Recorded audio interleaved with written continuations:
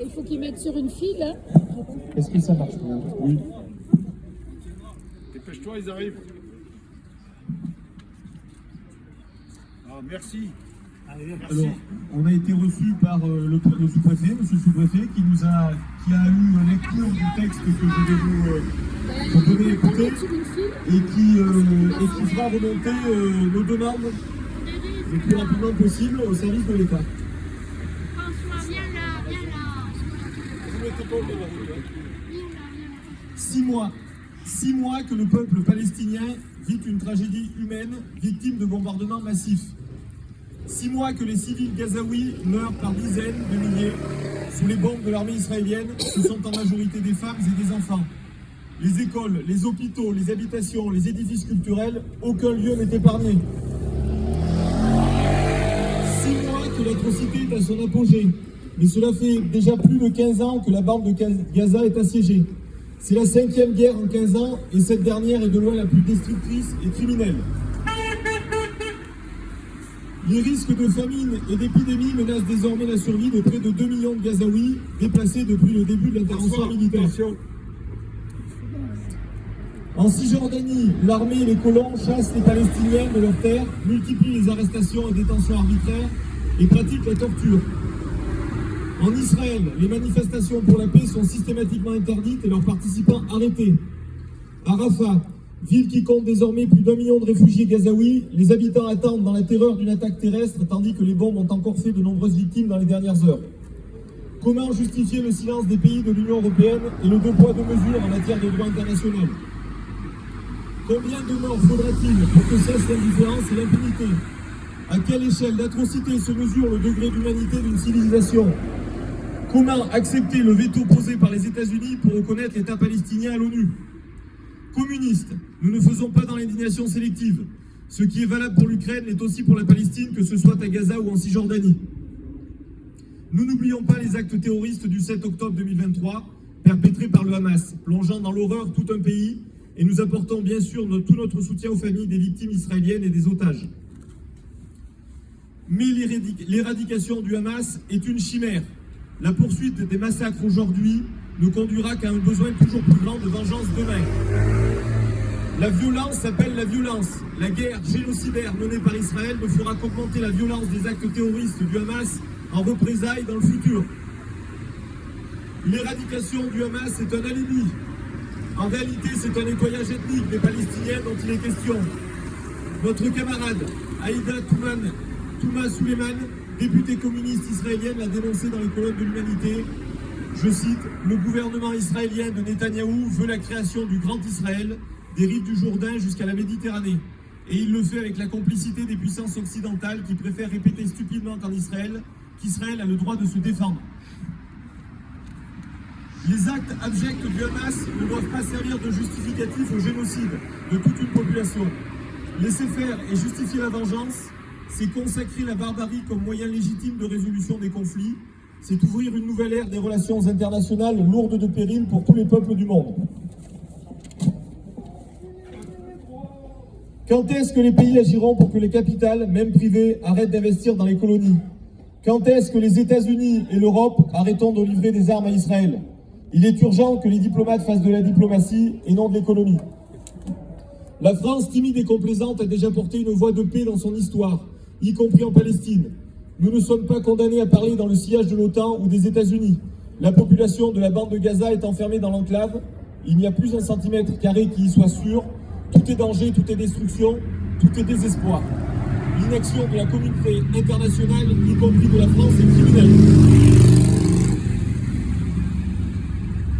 Il aura fallu attendre plus de 30 000 morts, un début de famine et l'épidémie et le déplacement forcé de plus d'1,5 million d'habitants pour qu'en mars, le Conseil de sécurité de l'ONU adopte une résolution pour un cessez-le-feu à Gaza et la libération des otages détenus par le Hamas depuis l'opération terroriste du 7 octobre.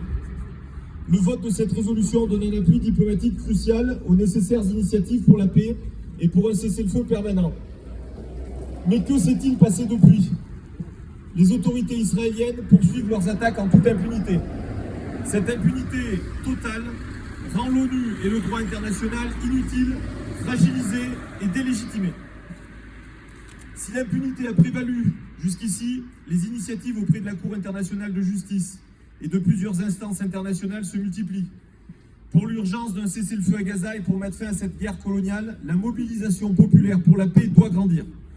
Seul le respect des résolutions internationales et la paix sont les garants de la sécurité. C'est le cas pour la Palestine et l'Israël, et c'est le cas dans le monde entier. Le 15 mai prochain sonneront les 76 ans de la Nakba, la première grande vague d'émigration des Palestiniens à la suite de la création officielle de l'État d'Israël. Nous refusons qu'une nouvelle Nakba se déroule sous nos yeux sans agir. Pour cela, nous, Parti communiste français, demandons que la France et l'Union européenne agissent pour contraindre le gouvernement israélien à un cessez-le-feu immédiat et permanent et à se conformer à la décision de la Cour internationale de justice. La France doit prendre l'initiative d'une résolution à l'ONU pour la faire respecter concrètement. Nous exigeons la libération des otages détenus par le Hamas dans la bande de Gaza. Nous demandons que la France reconnaisse officiellement l'État de Palestine. C'est un acte fort d'une solution politique à 2 États sur la base des frontières de 1967, avec Jérusalem-Est comme capitale de l'État palestinien. Cela permettrait de mettre fin à la colonisation et à l'apartheid perpétrés par l'État d'Israël et d'améliorer les conditions de vie des Palestiniens. Nous demandons que l'Union européenne et la France suspendent tout accord d'association économique avec l'État d'Israël tant que les dirigeants ne se conforment pas au droit international. Nous demandons également que toute coopération militaire avec l'État d'Israël soit suspendue. Nous exigeons la libération des prisonniers politiques palestiniens tels que Marwan Barghouti, leader national laïque et populaire, présenté par de nombreux ressortissants et humanitaires palestiniens comme l'un des recours possibles à la paix. Enfin, nous réaffirmons notre solidarité avec le député communiste israélien Ofer Kassif, menacé de destitution pour avoir obtenu l'initiative de l'Afrique du Sud, pour avoir soutenu l'initiative de l'Afrique du Sud auprès de la Cour internationale de justice. C'est avec détermination que le Parti communiste français agit en faveur de la paix, de la justice et de la démocratie et du respect des droits des peuples. Nous le faisons pour le peuple palestinien depuis toujours. Nous refusons que la question israélo-palestinienne devienne en France le prétexte d'actes et de campagnes racistes et antisémites. Nous appelons ainsi à participer aux initiatives et rassemblements qui se tiennent dans toute la France sur la base de cet appel avec l'ensemble des forces progressistes qui se battent pour la paix et pour la justice. Merci de votre écoute.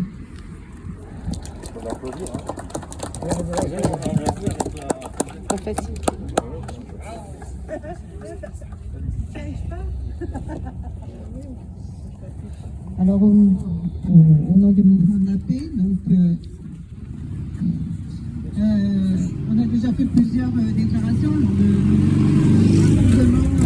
pour soutenir Gaza et à au dernier rassemblement, donc on avait insisté sur l'obligation et le désir de voir la France reconnaître immédiatement l'État de Palestine. Donc aujourd'hui, je vais plutôt évoquer la position du commissaire général de l'UNRWA au Conseil de sécurité de l'ONU. Le mouvement de la paix a condamné sans appel les massacres commis le 7 octobre par le Hamas et dénoncé la dérive génocidaire du gouvernement Netanyahou. Et donc le mouvement de la paix appelle le président de la République française à revenir immédiatement sur sa décision et à augmenter la participation de la France au financement de l'UNRWA au vu de l'ampleur sans cesse croissante de la catastrophe humanitaire à Gaza. Alors l'UNRWA, c'est l'Agence nationale des Nations Unies pour les réfugiés de Palestine. C'est une force stabilisatrice. À Gaza, l'agence de l'UNRWA est l'épine dorsale de l'opération humanitaire qui coordonne et fournit une aide vitale. Au-delà de Gaza, elle défend le développement humain pour les réfugiés palestiniens depuis des décennies dans toute la région. Aujourd'hui, une campagne insidieuse visant à mettre fin aux opérations de l'UNRWA est en cours, avec de graves implications pour la paix et la sécurité internationale. C'est dans ce contexte que le Conseil est appelé à examiner les défis existentiels auxquels l'agence est confrontée. Donc, 6 mois de bombardement incessant et d'un siège impitoyable a transformé Gaza au point d'en rendre la ville méconnaissable. Et l'UNRWA n'est pas autorisée à acheminer aucune aide pour sauver des vies. Une indignation nationale et internationale se produit en dépit des ordres successifs de la Cour internationale de justice d'augmenter le flux d'aide à Gaza, ce qui peut être fait s'il y a une volonté politique suffisante. Le mandat de l'UNRWA est soutenu par une écrasante majorité d'États membres. Cependant, il fait l'objet d'une campagne visant à le chasser du territoire palestinien. Alors, le chasser de façon matérielle, en lui supprimant toutes ces bases, tous ces lieux de réunion, tous ces lieux de soutien, mais aussi en tuant les membres du personnel de l'UNRWA.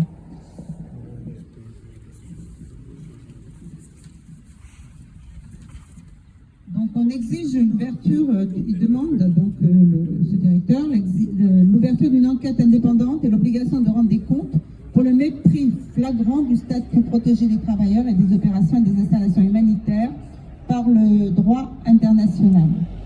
Donc je vais passer la parole à Lynn Mazoudou qui va finir de lire l'appel que fait le président. Donc pour ce faire, le commissaire fait 3 appels. Premièrement, j'appelle les membres du Conseil à agir conformément à la résolution 302 de l'Assemblée générale et à préserver le rôle essentiel de l'UNRWA, maintenant et dans le cadre d'une transition. L'UNRWA est depuis longtemps le gardien des droits des réfugiés de Palestine. Il ne pourra renoncer à son rôle central de fournir des services essentiels et de protéger les droits de l'homme que lorsqu'une solution politique sera trouvée. D'ici là, le soutien politique des États membres doit s'accompagner d'un financement. Deuxièmement, je vous demande instamment de vous engager en faveur d'un véritable processus politique aboutissant à une solution qui puisse apporter la paix aux Palestiniens et aux Israéliens. Ce processus doit défendre les droits des réfugiés de Palestine et leur aspiration à une solution politique juste et durable à leur situation. Troisièmement, nous devons reconnaître qu'un processus politique ne garantit pas à lui seul une paix durable. Les blessures profondes dans cette région ne peuvent être guéries sans cultiver l'empathie et rejeter la déshumanisation qui sévit, que ce soit dans la rhétorique politique ou dans l'utilisation abusive des nouvelles technologies dans la guerre. Nous devons refuser de choisir entre faire preuve d'empathie envers les Palestiniens ou les Israéliens ou faire preuve de compassion pour les Gazaouis, les otages israéliens et leurs familles. Au lieu de cela, nous devons reconnaître et refléter dans nos paroles et nos actions que les Palestiniens et les Israéliens partagent une longue et profonde expérience de chagrin et de perte, qu'ils méritent également un avenir pacifique et sûr. Je vous demande donc instamment de contribuer à la réalisation de cet avenir avec une action multilatérale fondée sur des principes et un engagement sincère en faveur de la paix.